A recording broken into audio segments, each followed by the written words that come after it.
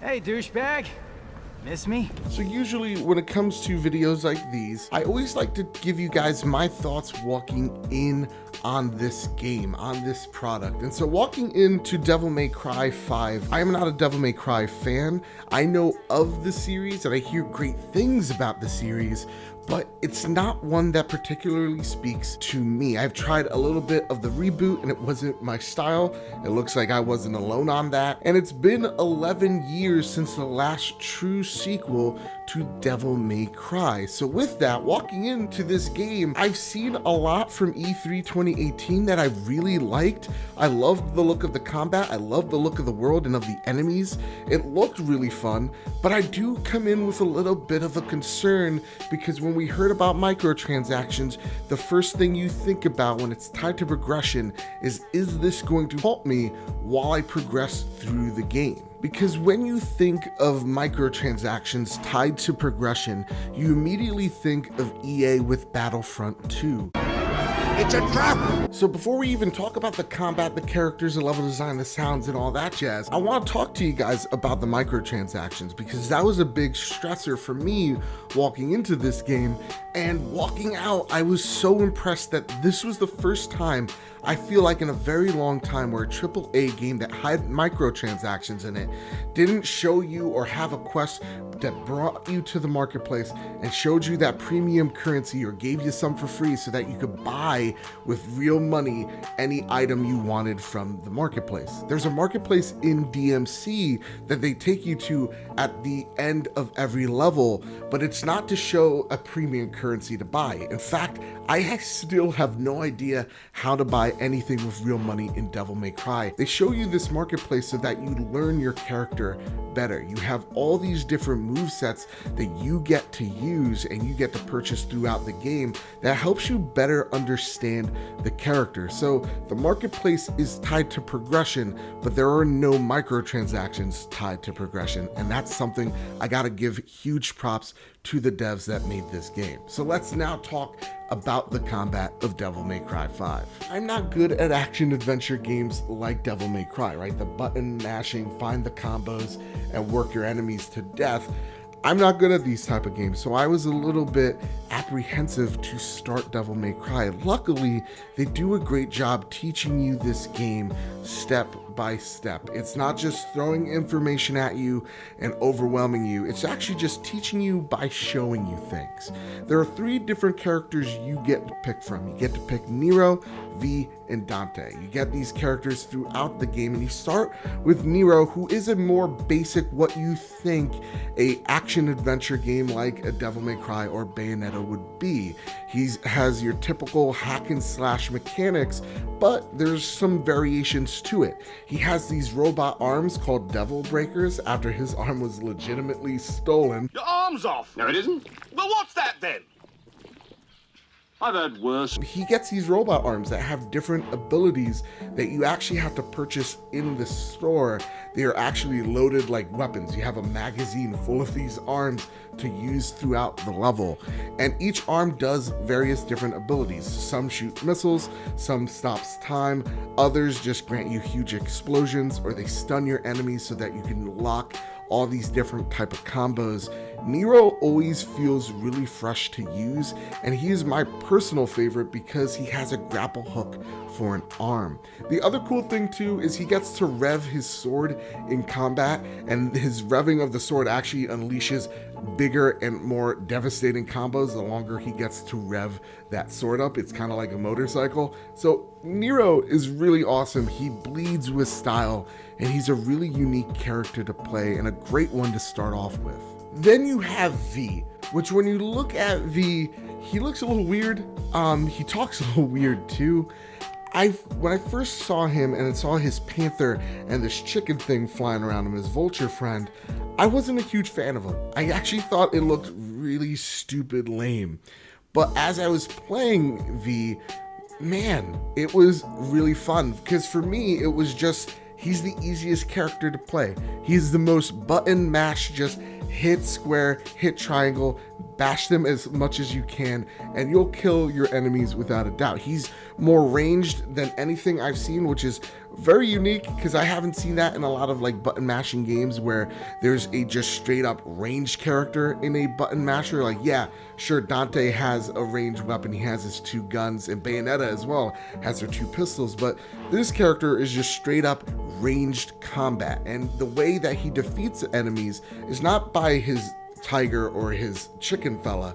It's actually after you do enough damage to them, you have to give them the final blow as V. So you actually have to put yourself in harm's way, which makes the combat feel really, really awesome. When you're jumping in and out of combat as V and using your little vulture guy to kind of Mary Poppins your way out of danger. I'm Mary Poppins, y'all! He's awesome to play as, especially if you're a new character, and his ultimate is sick.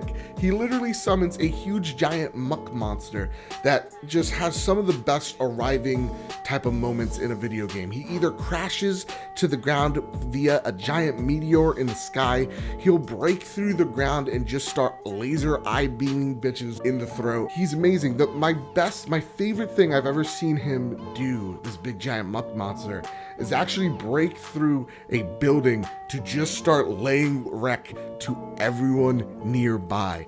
V is a awesome character to play as. He's super easy to play as. I can't wait to see a person who's way better at me do all sorts of combos as V. And then you have Dante, and unfortunately I don't want to spoil a lot, so I'll keep Dante super thin here. His combat mechanic is that he switches stances. He has a stance where if you want to just use your guns and your shotgun or whatever the case may be, there's a stance for that. You just switch to that stance. It's the gunslinger stance. And then you have, if you just want to use your sword, you can have a sword stance. Or if you want to just bare knuckle brawl bitches in the face, then you also have your bare knuckle brawling bitches in the face stance. He's a really awesome character. He does take a lot to get used to and learn, especially when I was playing the more grounded V and the more aerial Nero. He is a more grounded character from what I've been able to play as. He's cool, but unfortunately I can't tell you a lot about him without going into some spoiler stuff.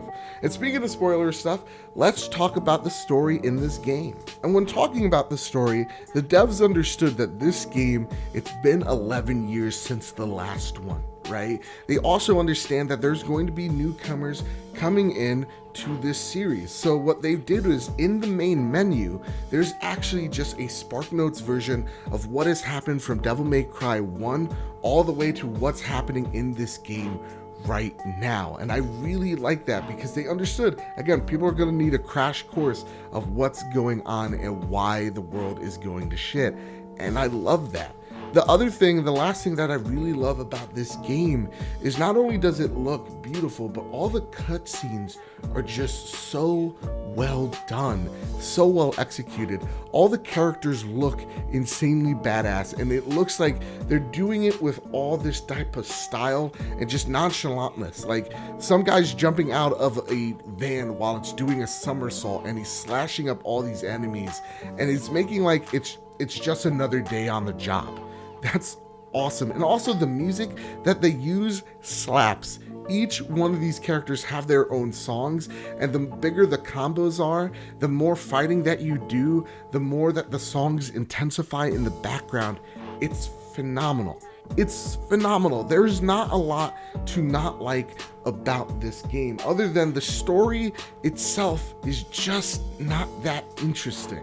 Again, I take myself out of this to critique it too hard because this is my first Devil May Cry game, so I can't be too overly critical on it, but I feel like the story's just not that great to me. I kind of feel lost. Like I don't know what particularly is going on in the story and why I should really care about what's going on in this story. I'm only checking in to see the cool shit and the flips that Nero, Dante, and V are doing. I don't really care who this Urizen bad guy is, and he kind of feels like he's possibly reading the script offhand and just is confused about what he's saying. I feel like the dialogue in this game is a little bit too cheesy at times. I am without a name. I am power. Absolute.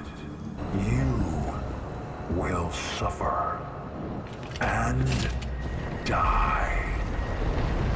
And kind of just does the game a disservice. I understand that's maybe what they're going for. It's just something I don't particularly dig.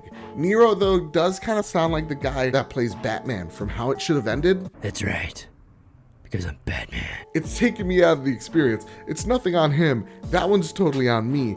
V, on the other hand, this whole talking in riddles shit, it just annoys me. It annoys me to no end. But still, at the end of the day, Dante is super freaking cool. And the only thing that I say that I don't really like about the game, other than maybe the over-sexualization of the women, yeah, man, it's 2019, man. Captain Marvel happened, okay? I know I'm a cuck soy boy. Hey! You get back here! You make love to my wife! But it's also just, the level design is samey. I feel like I'm in the same 3 environments throughout the game, and it does get a little tedious. Other than that, though, I didn't find any performance issues in this game playing on the PlayStation 4 version. The game looked beautiful while I was playing it. Is it true 4K? Is it not 4K? I don't care. It looked beautiful. It ran fine. So at the end of the day, with all that said, all the good and some of the bad, I have to say, Capcom's, they're on a roll. This is another hit. They had Monster Hunter last year, which was a huge success. Resident Evil 2, which is right now my goatee for 2019. Devil May Cry 5, I wouldn't be surprised when we're talking about Game of the Year, this slips into the conversation. It's just a really fun game to play. And I feel like games have to be entertaining. They don't have to necessarily be fun. You can enjoy a popcorn flick like Fast and the Furious, while at the same exact time get the same amount of entertainment from a movie like A Star is Born or The Black Klansman. That's how I feel about video games. You can have fun, mindless action like a Devil May Cry, and then you can have an awesome, thought-provoking story like Remembering Edith Finch, and this is just great popcorn food. So with that, do I recommend, as a newcomer into the Devil May Cry series, to pick this game up at full price? Absolutely. This game is a ton of fun, so go out there, play it, get it, support these developers, because you see a lot of blood, sweat, and tears and passion went into this game, and I am so happy to be proven wrong about the microtransactions in this game, and it is as good as I hoped it would be. So with all that said, with all that out of the way, here at Bad Bit Games, we usually talk about all things PlayStation and games. So if you like impressions like these, reviews like these, if you like PlayStation news, a PlayStation podcast called The Trophy Room, a podcast made by the players for the players each and every Thursday, then please check out this channel, give it a like, give it a sub, give it a share, all that jazz. It helps build this community, this big, beautiful family that I call home. So with all that said, with all that out of the way, keep your wits about you and have a nice one.